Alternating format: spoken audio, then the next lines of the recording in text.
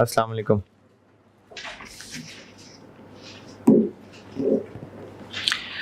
दरूद शरीफ पढ़ना।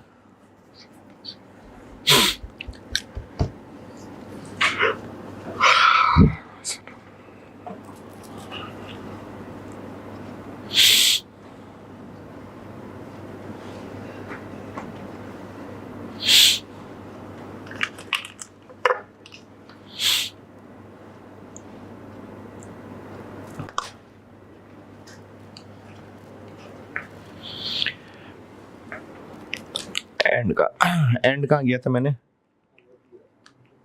होमवर्क दिया था। हाँ,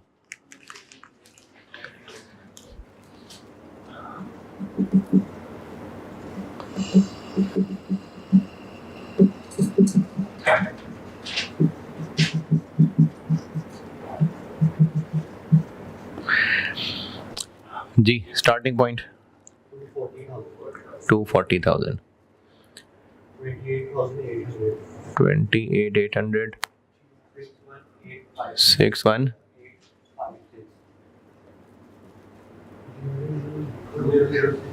20,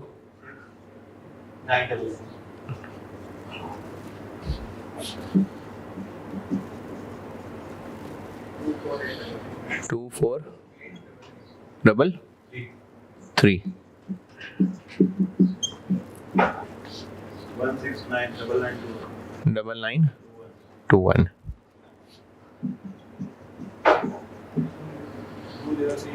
20,951, 128। अच्छा, बाकी लाइनों की जरूरत नहीं है, लेकिन चलें फिर भी बना देता हूँ। 128,456, 415,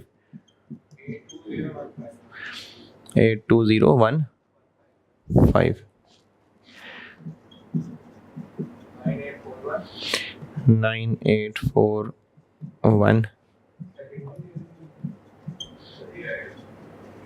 30,000। सवाल की रिक्वायरमेंट क्या थी किस ईयर की? 30 सितंबर 22। तो हम इसमें कहाँ खड़े हैं? 30 सितंबर 22 इधर, 30 सितंबर 22 इससे ऊपर है। और अगला ईयर ये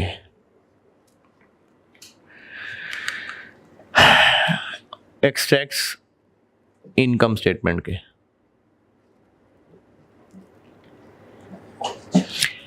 इंटरेस्ट इनकम,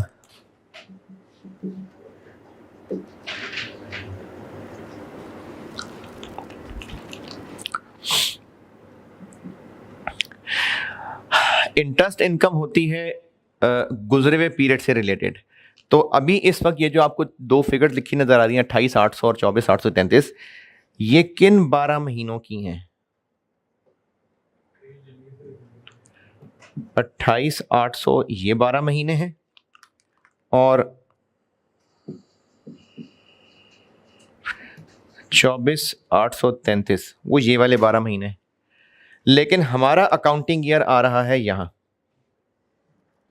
1 अक्टूबर 21 से 30 सितंबर 22। तो इसमें से कितने महीने इधर? 28,800 इंटू 3/12, बल्कि बेशक आप ये इसके अंदर यही कर लें ऐसे ही, यानी वर्किंग 1 के अंदर वर्किंग 2 है, वैसे ये वर्किंग 1 में तो NIL निकाला होगा, ये बेशक वर्किंग एग्जाम में प्रेजेंट कर दें आप। इधर आए 28,800 में से 3 महीने कितने बने? 7,200। और इसमें से 24,833 में से आए 9 महीने 18। तो टोटल इंटरेस्ट इनकम कितनी बन गई? 25,825। 825। अब ये 25825 इंटरेस्ट इनकम आ गई। जिन्होंने किया है ये फिगर ठीक है? नहीं, तो अगर गलत है तो उसमें क्या बात, अब समझ आ गई? और extracts of SOFP,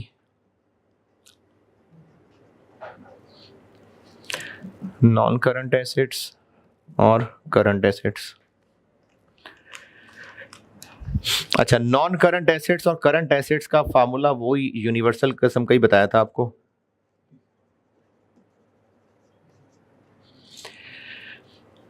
non current में आएगा ये 169921। करंट में कितना आएगा?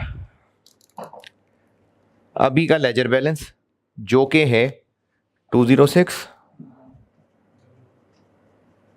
प्लस इंटरेस्ट इनकम बनाने के लिए अगली लाइन से कितना उठाया है? ये उठाया,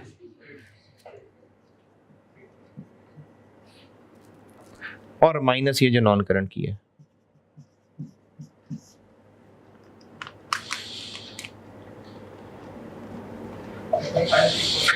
सेवन 55648। अच्छा, ये कुछ ऑनलाइन वाले बच्चों में होगा मसला। कुछ बच्चों को लग रहा होता है कि हमें ना ये रिसीवेबल का जो बैलेंस शो कर रहे हैं इसको भी कुछ 3/12 9/12 करना चाहिए। तो ये जो 3/12 9/12 है ये तो पीरियड रिलेटेड चीज है। जैसे इंटरेस्ट इन 12 महीनों का है, इसमें से 3 इधर है 9 इधर है। इंटरेस्ट इनकम या इसी तरह से इस सवाल में नहीं है, वैसे बता रहा हूं। डेप्रिसिएशन होती तो उसमें हम 9/12 3/12 करें ना, कि जितने महीने इस्तेमाल हुआ। लेकिन जो क्लोजिंग बैलेंस है वो बैलेंस तो बस बैलेंस है। जैसे अगर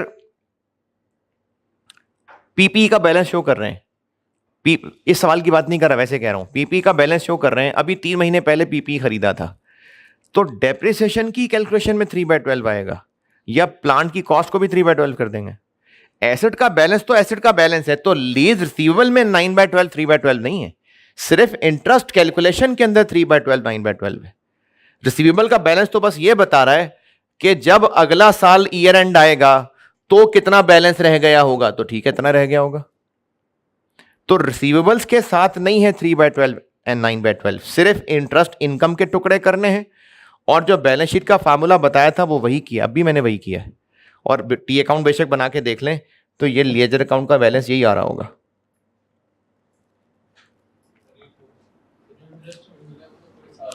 जी जी हाँ, एडवांस कैसे आया?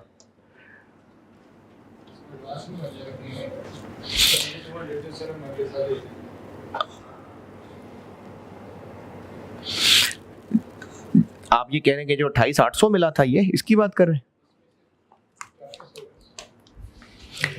1 जनवरी 21 को लीज की होगी, lease receivable debit cash credit 240।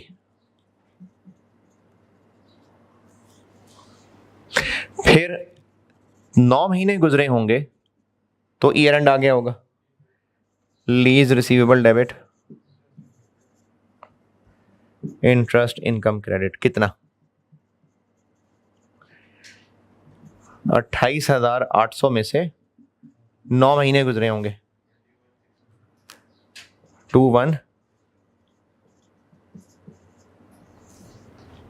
ठीक है।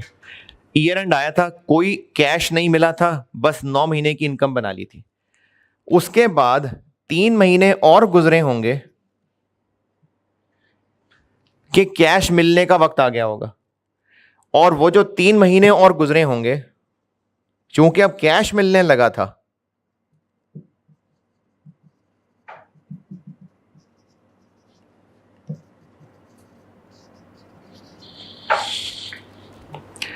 तो 28,800 ये टूट गया, 9 महीने इधर 3 महीने इधर। अब 28,800 पूरी इनकम बन गई, पूरा रिसीवेबल बन गया। तो बस अब जब कैश मिलेगा cash debit, lease receivable credit 6861,856। तो इसके अंदर 28,800 पूरा मिल गया और वो हम ऑलरेडी बना भी चुके हैं इनकम, तो एडवांस कुछ नहीं है।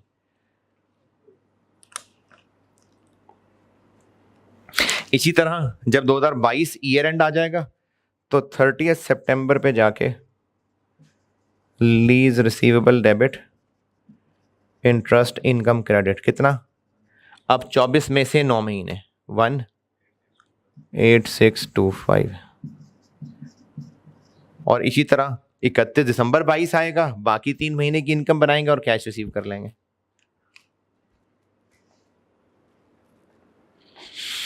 और नोट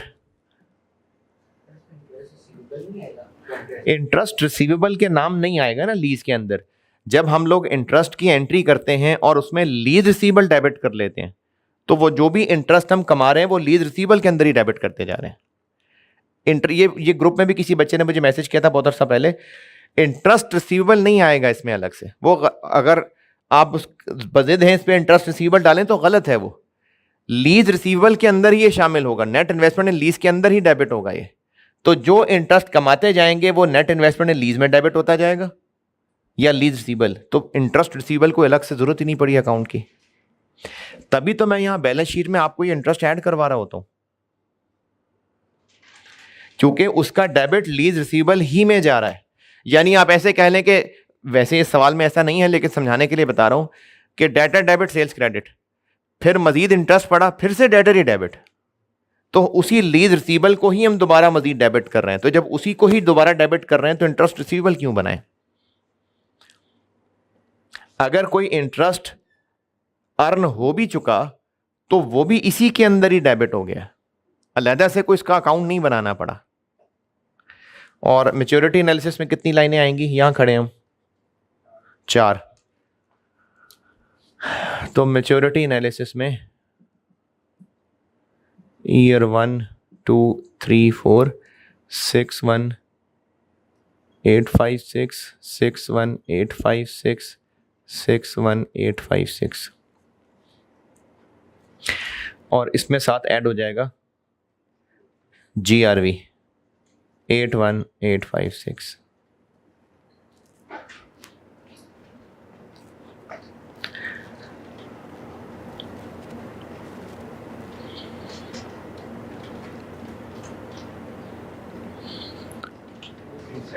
टू 6 और रिकंसिलिएशन के अंदर 267424, UGRV ऐड 277424,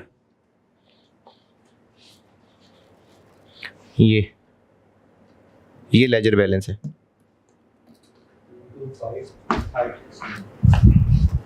22569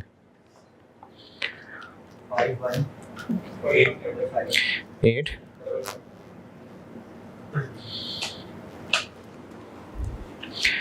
अच्छा जी, ऐसी नॉलेज के लिए एक बार और दिखा देता हूं। इन सब को टोटल करें, वो नहीं बनेगा।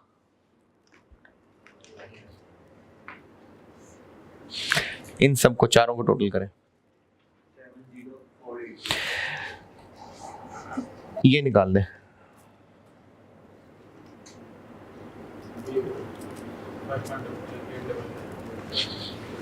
क्यों? क्योंकि बेशक कैश अभी इतना मिलना है, लेकिन इसमें से 18 हम अर्न कर चुके, तो वो अनअर्न नहीं रहा।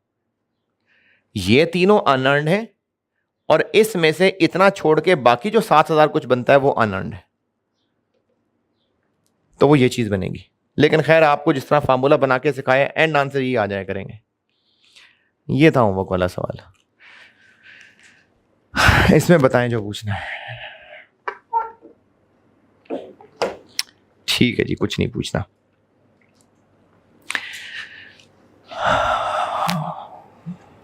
एंट्री मैंने पूरी कर दी थी और समझा भी दिया था, जो नहीं समझ आया दोबारा सुन लेना।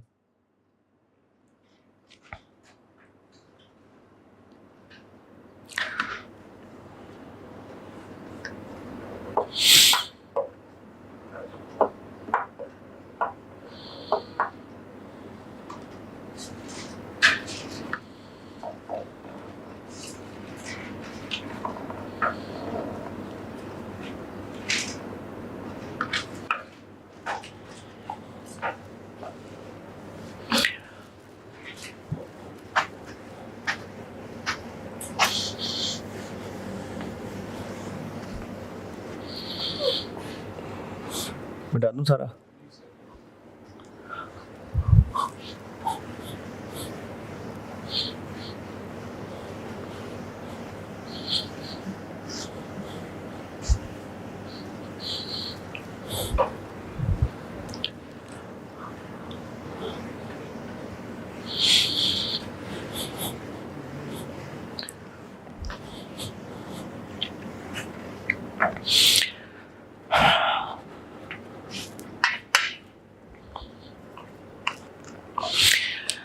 अच्छा, ये शाख चल रही थी डीलर मैन्युफैक्चरर वाली, और इसमें मैंने डबल एंट्री पूरी कर दी थी। ये मैंने नंबर 1 लिखा था एट कमेंसमेंट, और ये डेबिट क्रेडिट पूरा कर दिया था। इस एंट्री के हवाले से ना एक दो एग्जाम नोट लिखवाने, लेकिन वो अभी नहीं लिखवाने। जब वो एग्जाम नोट लिखवा लूँगा, इस एंट्री की जगह पूरी भर जाएगी, तो फिर उसके बाद मैं आपको ऑफिशियली तब लिखवा दूंगा, क्योंकि पता नहीं है ना अभी कितनी जगह लगे। ये दूसरा पॉइंट मैं तब लिखवा दूंगा, अभी सिर्फ ज़बानी देख लेना। ये जो डीलर लेसर है, ये कस्टमर को चीज़ें कैश पे भी बेचता है और लीज पे भी दे देता है।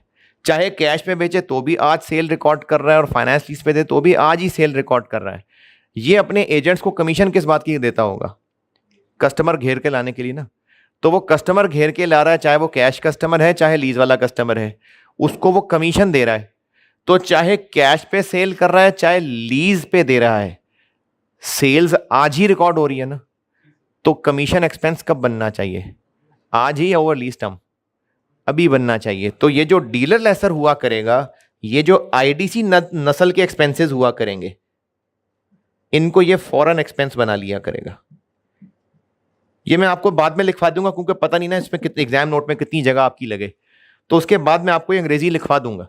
अभी जबानी याद रख लें बेशक कि जो डीलर लेसर है, इसके जो आईडीसी की तरह के एक्सपेंसेस हुआ करेंगे, उनको वो फॉरेन एक्सपेंस बना लिया करेगा।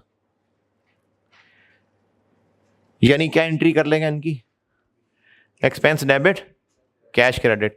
यही वजह है कि डीलर मैन्युफैक्चरर लेसर की NIL fair value of asset plus IDC थी, हैं?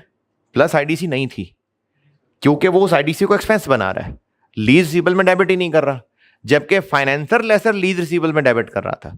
तो इसी वजह से डीलर मैन्युफैक्चरर में NIL is equal to fair value थी बस। तो इसके जो आईडीसी टाइप एक्सपेंसेस हुआ करेंगे, वो उनको फॉरेन एक्सपेंस बनाया करेगा। ये बाद में लिखवा दूंगा अंग्रेजी। चलें, ये जगह फिर खाली छोड़ के आगे आ जाएं। मैंने इनकम स्टेटमेंट के एक्सट्रैक्ट्स बना के दिए थे, वो भर लेते हैं अब। उसमें फाइनेंसर लेसर बता दिया था, डीलर मैन्युफैक्चरर के लिए जगह छोड़ी थी।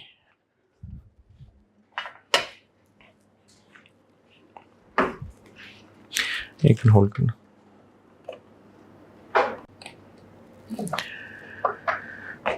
Extracts of SOCI dealer manufacturer के लिए, ये मैंने को आधा पेज खाली छुड़वाया था।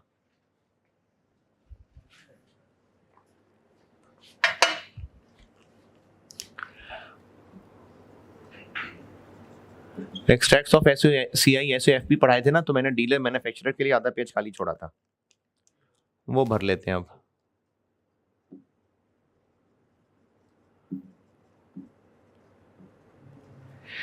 हाँ जी, इनकी इनकम स्टेटमेंट में क्या क्या आएगा? एंट्रीज पढ़ाई थी मैंने लास्ट टाइम, उस एंट्री को देख के फैसला कर लें। सेल्स आएंगी। अच्छा, मैंने एंट्री में लिख दिया था, यहां दोबारा लिख देता हूं, बार बार लिखेंगे तो याद हो जाएगा। या तो ये अमाउंट होगी NIL minus PV of UGRV, चाहे इसको ऐसे याद रख लें और चाहे इसको ऐसे याद रख लें, PV of lease payments.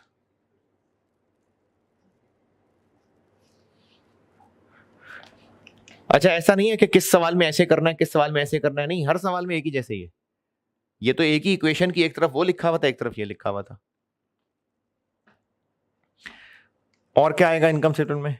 Cost of sales आएगी। और यहां दोबारा देख लेते हैं, कॉस्ट ऑफ सेल कैसे आएगी? Cost minus PV of UGRV। और अभी बता दी एक बात, ये इसके सेलिंग एक्सपेंसेस होंगे जो कि IDC नस्ल के एक्सपेंसेस हैं।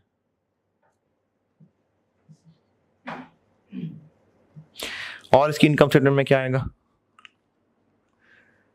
डीलर मैन्युफैक्चरर के आगे क्या वर्ड लिखा हुआ है? लेसर। तो क्या आएगा? इंटरेस्ट।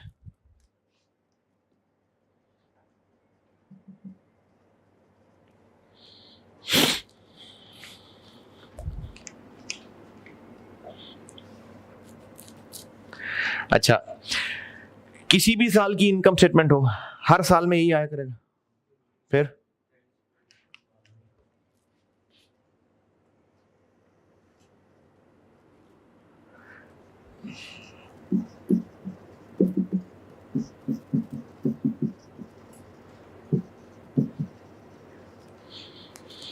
ये सिर्फ लीज के पहले साल आएंगे।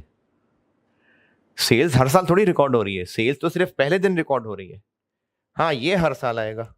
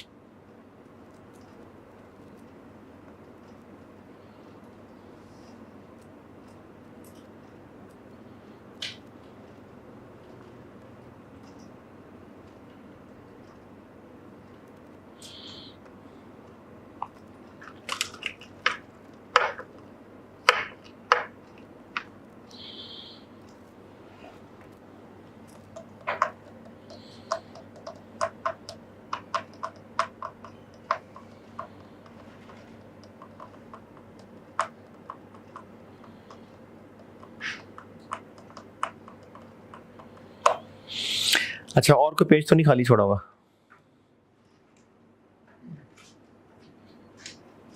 नहीं, ठीक है। एक करते हैं इसका आसान सा सवाल, फिर मैं इसमें और वैरायटियां बताता हूँ। कॉस्ट की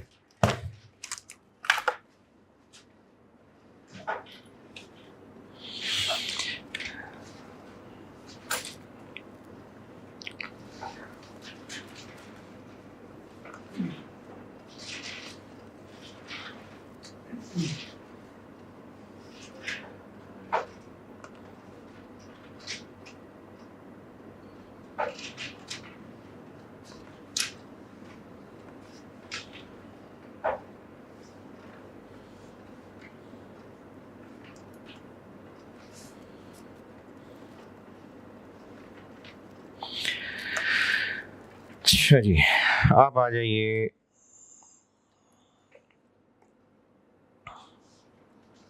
ऑटम 11 पे। ऑटम 11 QAL पढ़ ले, मैं करता हूं बोर्ड पे।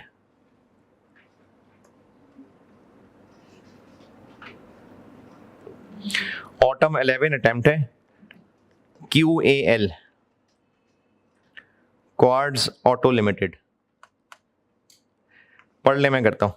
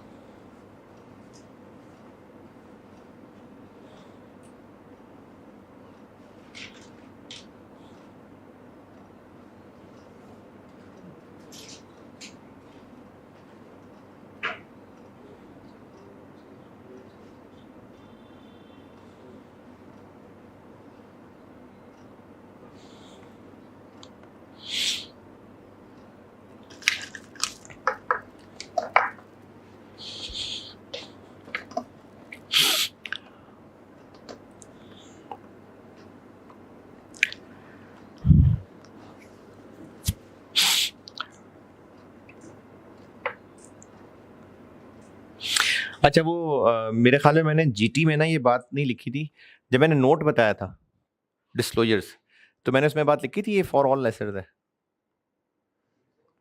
मैंने जब extracts of SOCI, extracts of SOFE बताया था, तो फिर ये हेडिंग दी थी कि ये फॉर फाइनेंशियल लेसर है, ये फॉर डीलर लेसर है। एसओएफपी में कहा था फॉर ऑल लेसर्स है। डिस्क्लोजर में क्या कहा था? डिस्क्लोजर की जब हेडिंग दी थी, कुछ नहीं ना, ये भी फॉर ऑल लेसर्स है, यानी डिस्क्लोजर भी सेम है। फाइनेंसर लेसर है चाहे डीलर मैन्युफैक्चरर लेसर है, सेम है।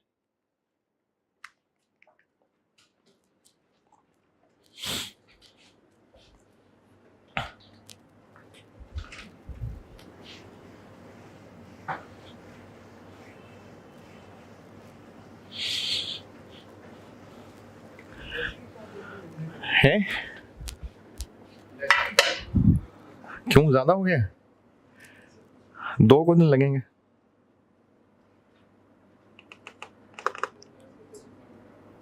हैं?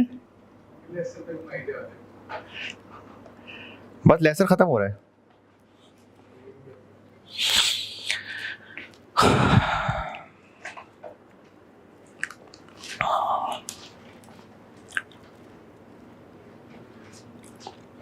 सवाल की रिक्वायरमेंट क्या है? लीज कमेंसमेंट किस दिन हो रही है? 1 जुलाई 2010। Lease receivable debit, cost of sales debit, sales credit और इन्वेंट्री क्रेडिट।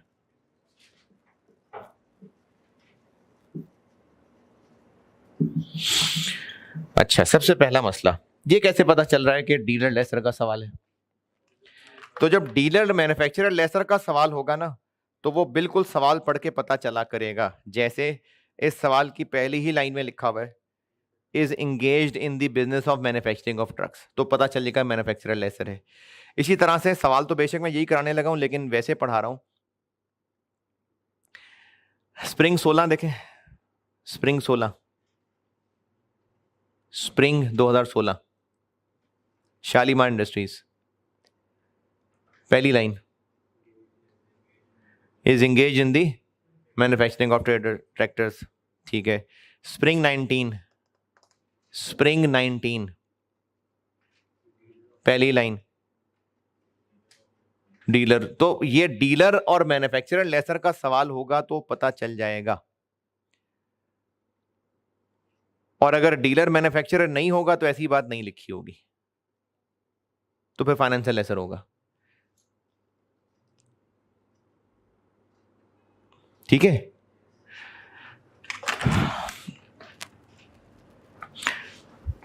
डीलर और मैन्युफैक्चरर लेसर का सवाल होगा तो अंग्रेजी से पता चलेगा। चले, मैन्युफैक्चरर लेसर का सवाल है। लीज रिसीवेबल कितने से डेबिट? एनआईएल से।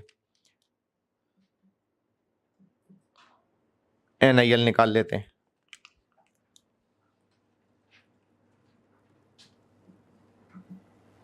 क्या क्या है लीज पेमेंट्स? एक तो लीज रेंटल है। कितना लीज रेंटल है? लेकिन इसमें एक लाइन लिखी हुई है कि पॉइंट नंबर 1 कि लीज पीरियड 4 साल है, लेकिन ये 5 भी हो सकता है। तो क्या पता 5 होना हो। रिक्वायरमेंट में लिखा हुआ है अज्यूमिंग कि ये एक्सटेंशन होगी, तो लीज टर्म कितनी हुई? 5। तो लीज टर्म 5 है। जब ये एक्सटेंशन की ऑप्शन होगी ना तो सवाल वाला बताएगा।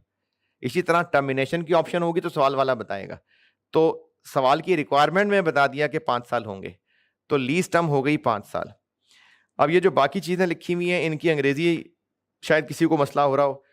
पहले पैराग्राफ में सिर्फ इतना बताया हुआ है कि ये मैन्युफैक्चरिंग भी करता है ट्रक्स की, लेकिन कस्टमर्स जिनके पास पैसे नहीं होते पूरे पैसे दे सकें, उनको वो लीज पे भी दे दिया करता है, और 15% वो इंटरेस्ट कमाता है। ये क्या चीज है? ये इम्प्लिसिट रेट है। तो पहले पैराग्राफ की अंग्रेजी में कोई बात ना समझ आई हो, पहला पैराग्राफ। दूसरा पैराग्राफ, 1 जुलाई 10 को इसने 7 ट्रक लीज पे दिए हैं।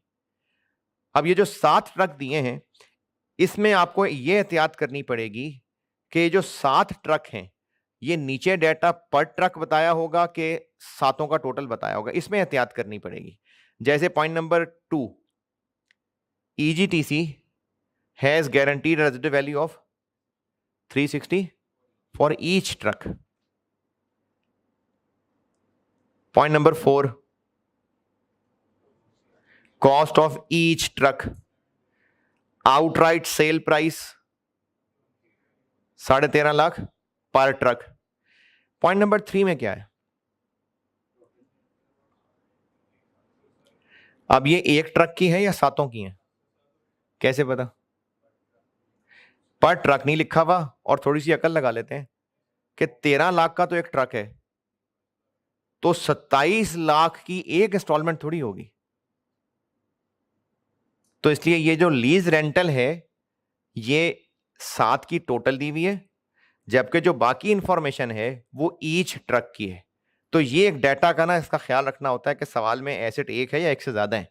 तो 7 ट्रक हैं, तो जो चीजें पर ट्रक बताई होंगी उनको 7 से मल्टीप्लाई करना पड़ेगा। तो NIL के लिए रेंटल्स उसने टोटल ही बताई हुई हैं, तो रेंटल्स में सिर्फ इसी की डिस्काउंटिंग हो जाएगी। पेमेंट इन एरियर्स है, पेमेंट इन एडवांस है, तो 27 क्या है, 271522, इसकी हो जाएंगी power 1.15 minus 5। BPO, GRV, UGRV वगैरह, BPO तो नहीं है, GRV है। अगर 4 साल लीज टर्म हुई तो फिर GRV चलेगी, लेकिन अगर 5 साल हुई तो GRV खत्म हो जाएगी, पीछे सिर्फ UGRV रह जाएगी, क्योंकि लिखा हुआ है कि अगर वो लीज टर्म एक्सटेंड कर गया तो फिर गारंटी लैप्स कर जाएगी, और जब गारंटी लैप्स कर जाएगी तो GRV होगी नहीं। ये पॉइंट नंबर 2 समझा रहा हूं मैं। GRV 3,60,000 है, लेकिन ये गारंटी है अगर 4 साल तक लीज चली तो। हाउएवर अगर लीज 5वें साल तक चली गई तो गारंटी लैप्स कर जाएगी, तो GRV रहेगी। हम सवाल कितनी लीज टर्म का कर रहे हैं? 5। तो जब हम सवाल 5 साल का कर रहे हैं तो उसका मतलब GRV नहीं है, और GRV नहीं है तो बाकी सारी की सारी फिर UGRV है। तो कितनी है UGRV? Point number 5, point number 5, 4 साल वाली फिगर तो रेलिवेंट ही ना हुई, 5 साल वाली यानी 1 लाख। तो ये जो पॉइंट नंबर 5 में दी हुई है ये टोटल RV दी हुई है। और रोकना जरा,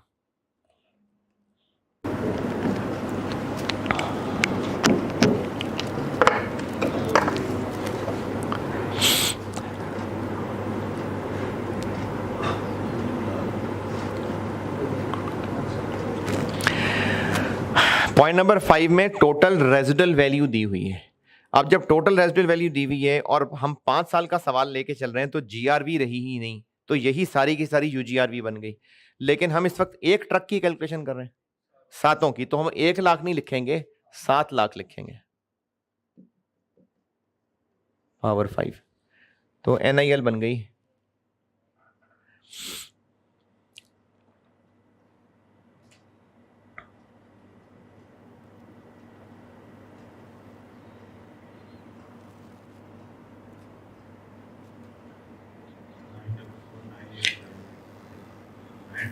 9449876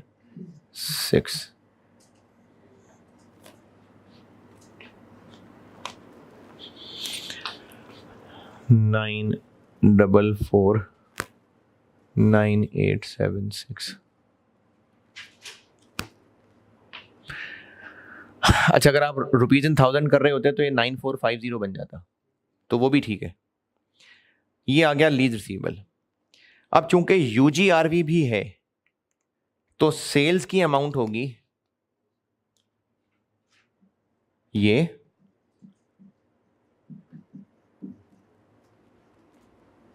माइनस PV ऑफ UGRV। अब PV ऑफ UGRV ये है,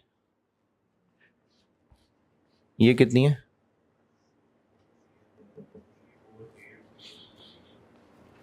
3। ये ना वर्किंग में बेशक ऐसे लिख लें, क्योंकि इसको हमने यूज जो करना है इधर। 348024 कितनी हो गई?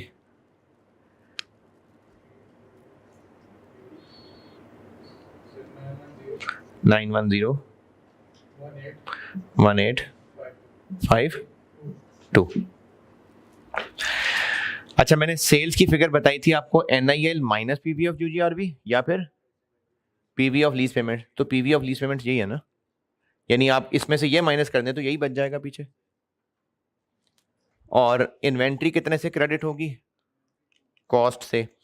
7 ट्रक हैं और एक की कॉस्ट है 9 लाख।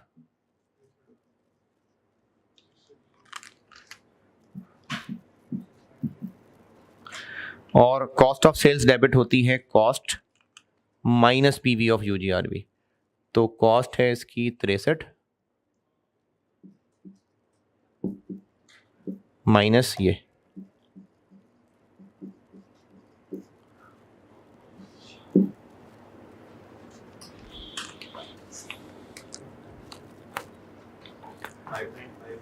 595197 ये है जी पहली एंट्री।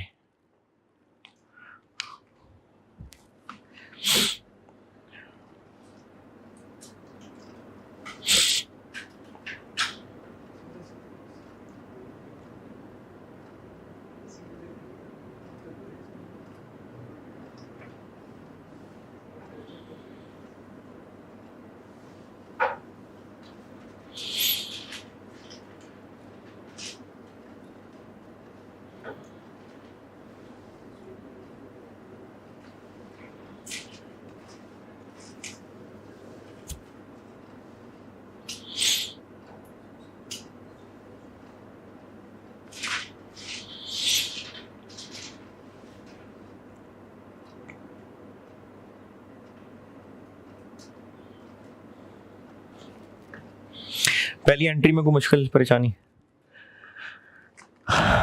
साल एंड होगा तो 30 जून 11 lease receivable debit, interest income credit, ये टेबल से निकाल लेते हैं।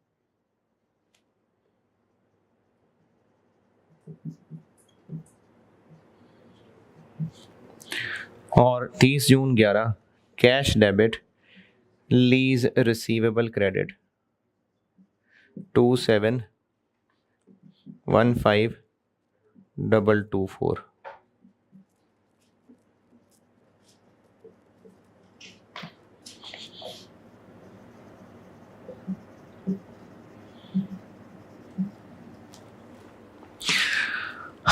और लीज स्केड्यूल पूरा बनाना पड़ेगा?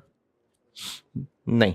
अच्छा, बैलेंस शीट का सवाल हो या पेमेंट इन एडवांस हो, फिर तो अगली लाइन की भी जरूरत है, वरना इस साल की लाइन भी काफी है। लेकिन रहने दें, इससे आप ज्यादा मुश्किलें पड़ जाएंगे। वही जो पहले बताया बस ठीक है कि जिस साल का सवाल है उससे एक लाइन आगे तक बना लें।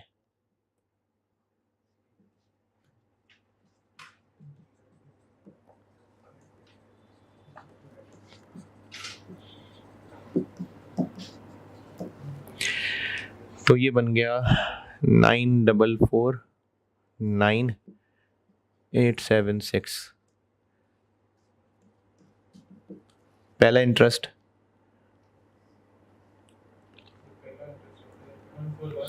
14174 2715224।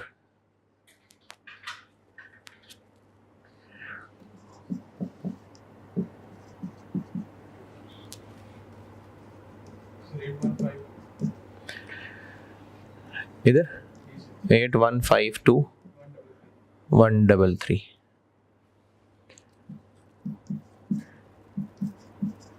इंटरेस्ट 1,222,820। क्लोजिंग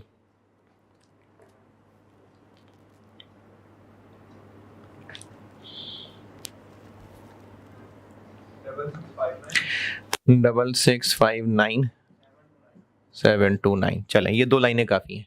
हम खड़े हैं यहाँ, तो इंटरेस्ट वाली एंट्री की अमाउंट बन गई 1417481। ये हो गई एंट्रीज। और पार्ट बी पूछा था नोट।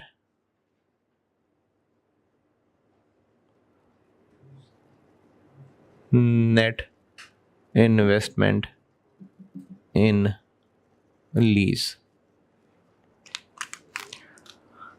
थोड़ी सी अंग्रेजी लिख देते हैं। Lease term is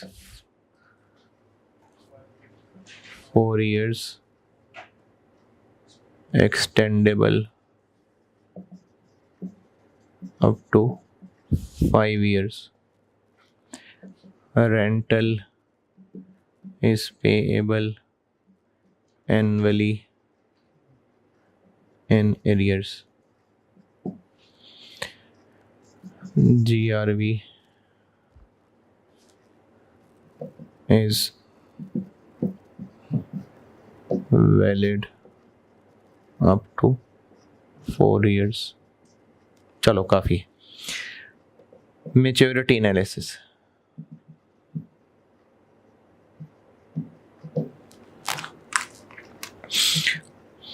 total lease payments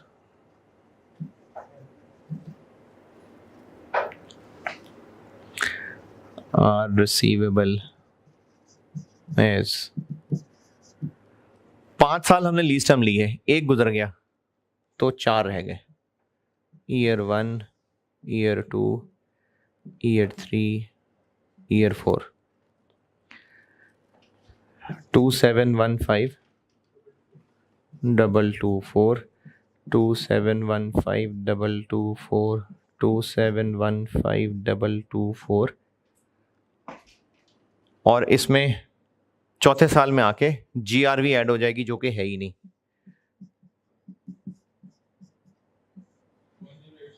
10860896।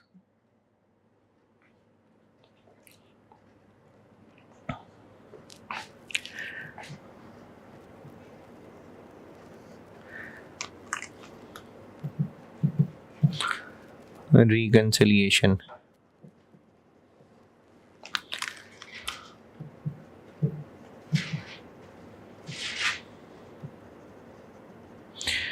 One 10860896 UGRV हो जाएगी ऐड जो कि है 7 लाख। 11560896 और अनअर्न्ड फाइनेंस इनकम के बाद जो नेट इन्वेस्टमेंट एंड लीज आएगी वो आएगी वो 81521133 और इसको बैलेंस कर लें 3408763 लें जी।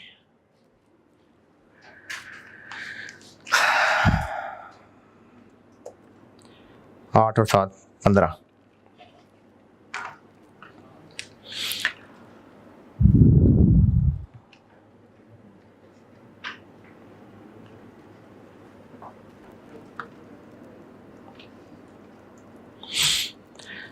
अच्छा अब जरा लेवल सवालों का ना थोड़ा सा ज़्यादा होता है, ये पुरानी बात है, अब थोड़ा सा ज़्यादा होता है।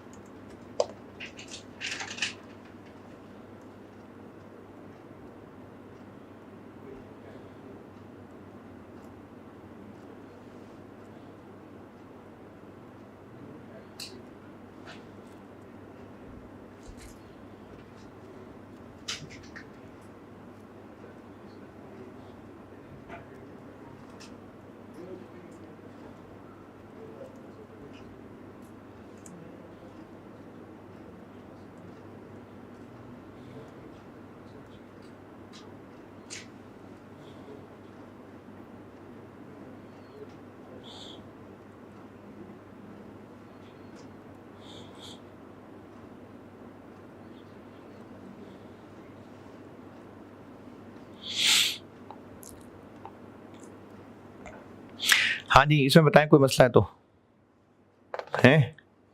ठीक है।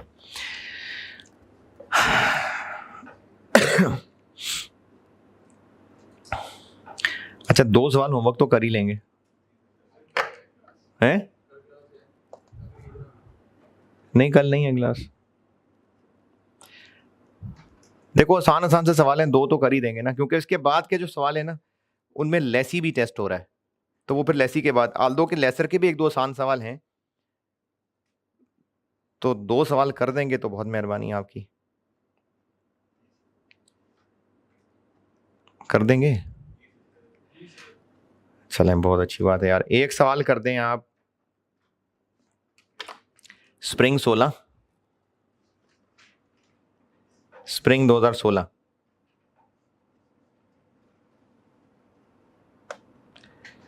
ये है शालीमार इंडस्ट्रीज के नाम का।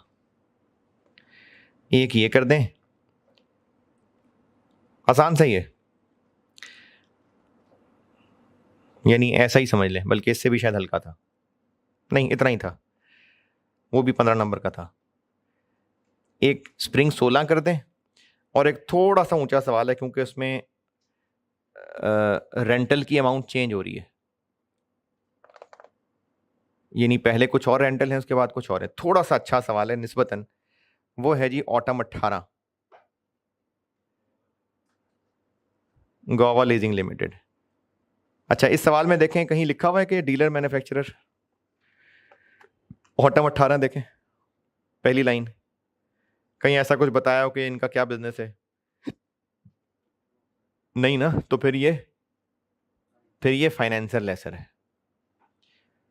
तो स्प्रिंग 16 और ऑटम 18 ये कर दें यार, बहुत मेहरबानी आपकी।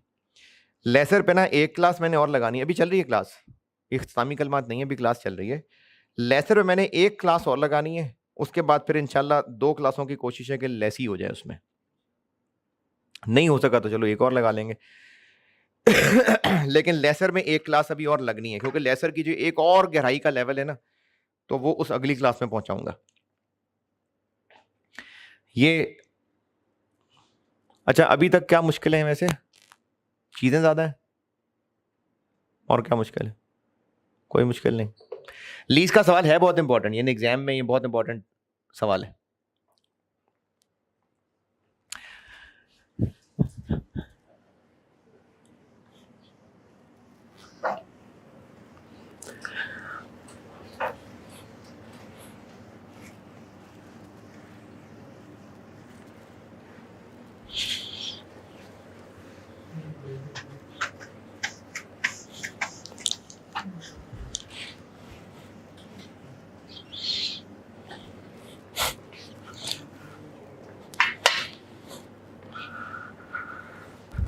यार 3 सवाल ही ना होमवर्क कर लें, है ना? हाँ यार, फारिग बैठ के देखे, ईद पे वैसे कोई मुंह नहीं लगाता आपको कि ईद पे आपने जाना कहाँ होगा। हाँ, कॉस्ट का भी देखो, मैंने 1 सवाल होमवर्क दिया, नहीं 1.5 दिया है।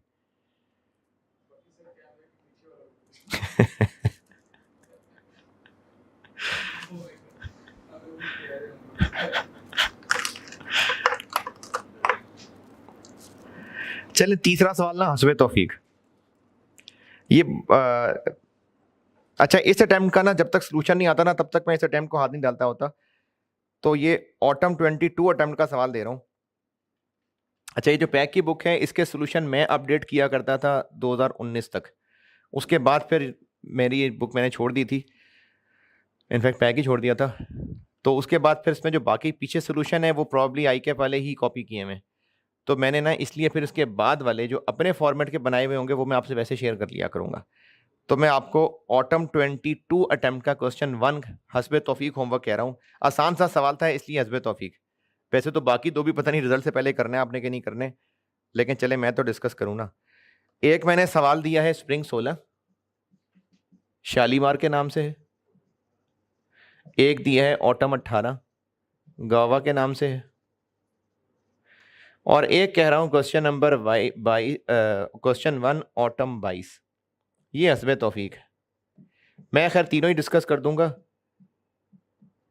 ये 3 सवाल होमवर्क दे रहा हूं। ये जो ऑटम 22 है, इसका मैं सोल्यूशन अपने फॉर्मेट वाला आपसे शेयर कर लेता हूँ ग्रुप में, और ये ऑनलाइन वालों के कोर्स में रख देता हूँ। और बाकी दोनों हैं ये उसी दौर के हैं जब मैं अपने फॉर्मेट पे बनाता था सोल्यूशन। है ये आई कैप वाला, यानी इसमें कोई मसला नहीं है, लेकिन बस अपने फॉर्मेट पे बनाया हुआ है। और ये जो ऑटम 22 है, ये भी आई कैप ने एक डिफरेंट फार्मूले से किया हुआ है, तो बच्चे उससे कंफ्यूज हो जाते हैं, इसलिए मैं अपने फॉर्मेट पे बना के लास्ट टाइम भी दिया था, तो वही आपसे भी शेयर कर लेता हूँ।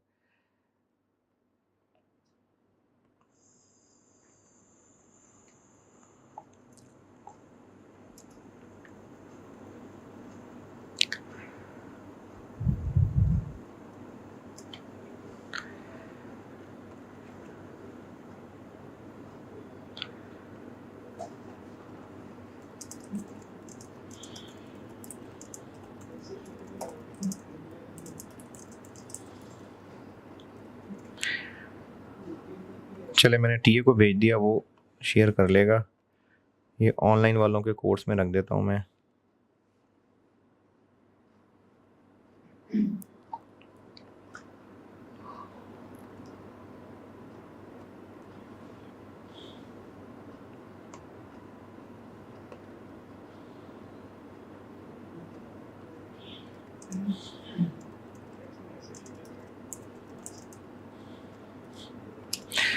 चले, ऑनलाइन वालों के लिए मैंने रख दिया।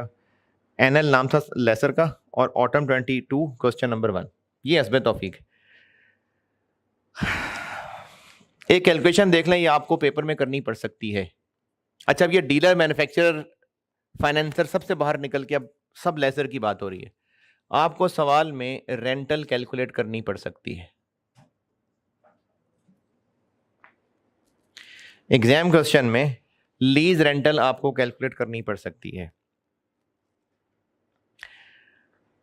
अच्छा, अगर लीज रेंटल गिवन ही नहीं है सवाल में, तो एनआईएल के दो रास्ते थे, एक पीवी ऑफ जेएल था और एक फेयर वैल्यू प्लस आईडीसी अगर फाइनेंशियल लेसर है, और अगर डीलर मैन्युफैक्चरर है तो बस फेयर वैल्यू। अब अगर सवाल में रेंटल ही नहीं है, तो एनआईएल का मजबूरन वो फेयर वैल्यू वाला रास्ता लेना पड़ेगा। Fair value of asset plus IDC, और ये बात यहां दोबारा कर देता हूं, ओनली फॉर फाइनेंसर लेसर।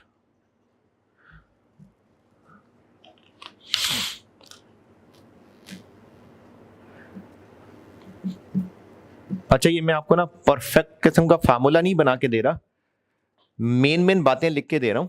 शायद वैसे मैं सारी कर दूंगा, लेकिन फिर भी मैं मेन बातें लिख रहा हूं। मेन चीज मेरी आपको यह है कि मैं आपको इसका एक मैकेनिज्म समझा सकूं, तो ये मैं को परफेक्ट फार्मूला नहीं बना के दे रहा।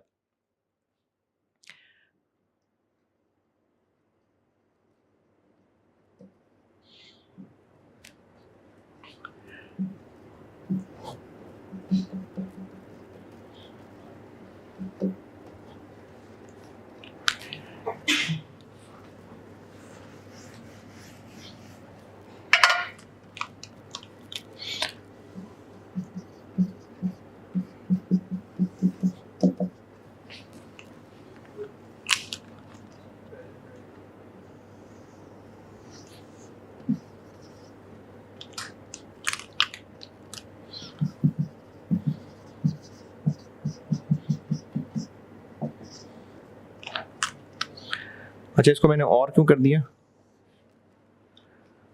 ये दोनों एक सवाल में नहीं हो सकते। अगर बीपीओ होगा फिर तो लेसी एसिड रख लेगा। अच्छा, जिनको लग रहा है कि आपने टर्मिनेशन पेनल्टी नहीं लिखी, वो भी लिख सकते हैं। मैंने तो बस आपको एक मेन चीजें लिखनी है यहां पर। ये पीवी ऑफ जेएल होगी इज इक्वल टू एनआईएल, और एनआईएल का दूसरा रास्ता ये है। अब अगर सवाल में रेंटल निकालना है,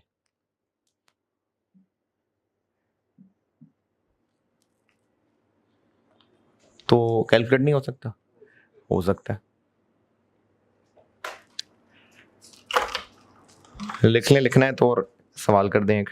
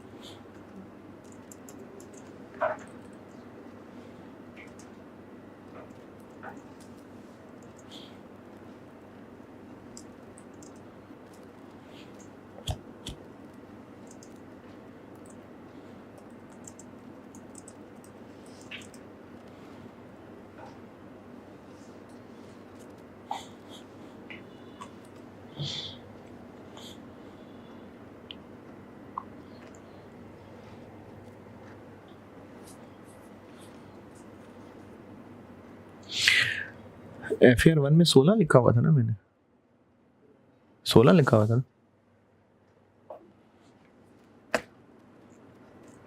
हाँ जी, ये नोटेड। चलें जी, सवाल लिखें।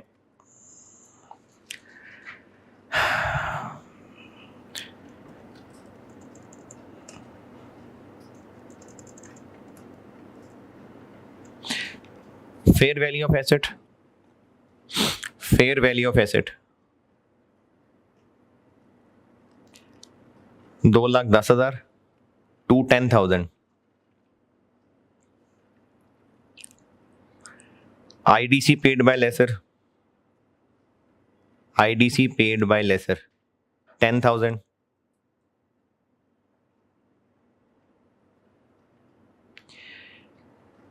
BPO 20,000, 20,000।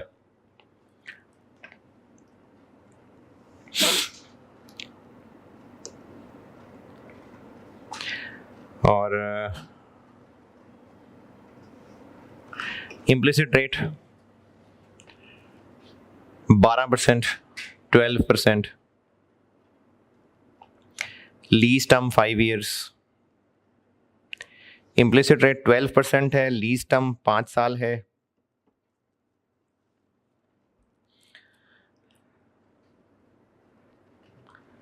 और lease rental payable eight end of every year. Lease rental payable eight end of every year. और फाइनेंशियल लेसर है। बताएं लीज रेंटल।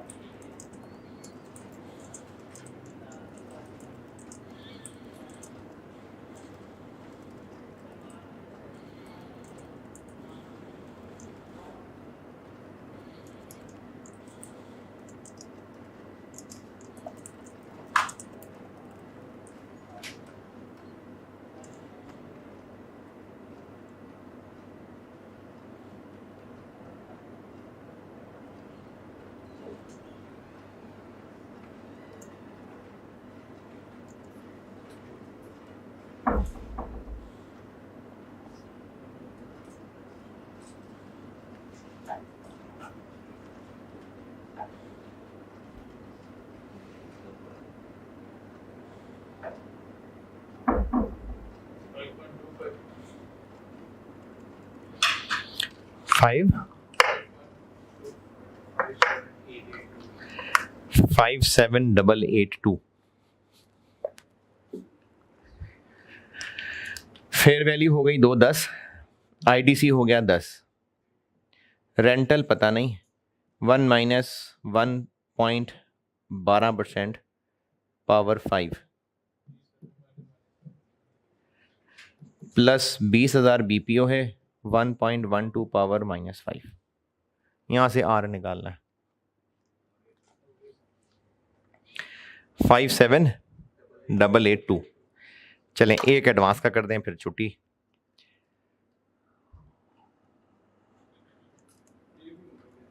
है अरे नहीं,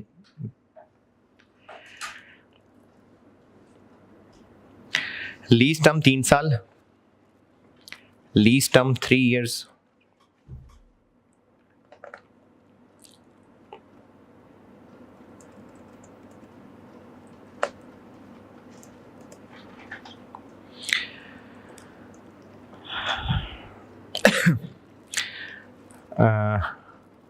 fair value of asset 240,000। Fair value 2,40,000। IDC paid by lessor, IDC paid by lessor 10,000, 10,000।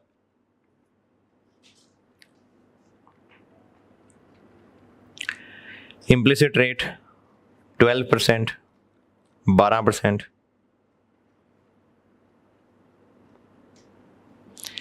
और BPO 25,000, 25,000। Dealer lessor है, dealer lessor. और lease rental है payable at start of every 6 months, payable at start of every 6 months। चले rental बताएं। और भूल भाल गए होंगे इसलिए दोबारा बता देता हूं, रेट हमेशा पर ईयर बताया होता है।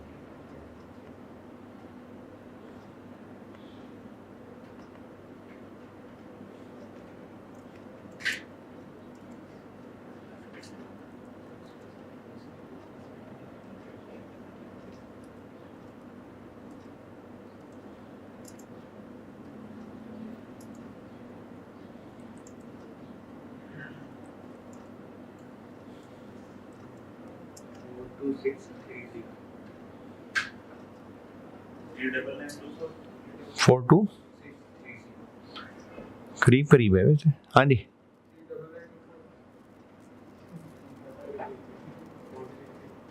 42630। अच्छा, करीब करीब है वैसे, लेकिन क्यों? हाँ, आप बीपीओ पे क्या पावर ले रहे हैं?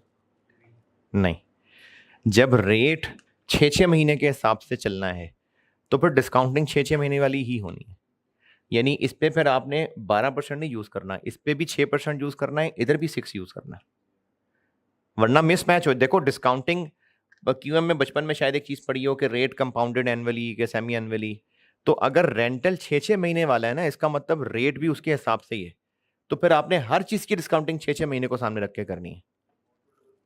42663 बिल्कुल ठीक है। ये तो लास्ट टाइम वाला है। अच्छा, डीलर लेसर है तो आईडीसी नहीं आएगा, सिर्फ फेयर वैल्यू। कितनी?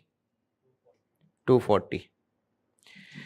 पहला आर एज इट इज, बाकी रह गए 5 आर। 1 माइनस 1.06।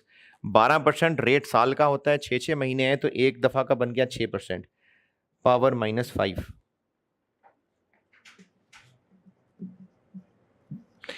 प्लस बीपीओ कितना? तो इसके साथ भी ना आपने 6% वाली बात ही लेनी है।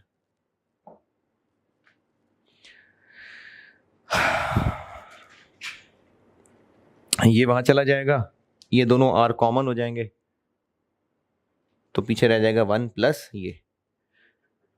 या कैलकुलेटर पे डायरेक्ट कर लें तो इसका आंसर आ जाएगा 42663। चलें ठीक है जी, लेसर पे इंशाल्लाह एक क्लास और लगानी है और बस फिर लेसर बहुत है। ठीक है, अल्लाह हाफिज़।